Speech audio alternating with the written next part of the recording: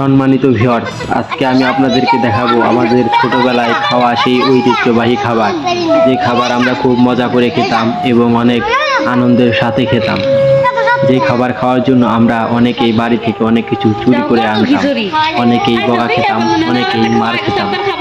Viewers, চলুন দেখা যাক আমাদের সেই ছোটবেলার স্মৃতিগুলো মনে করতে পারি কিনা।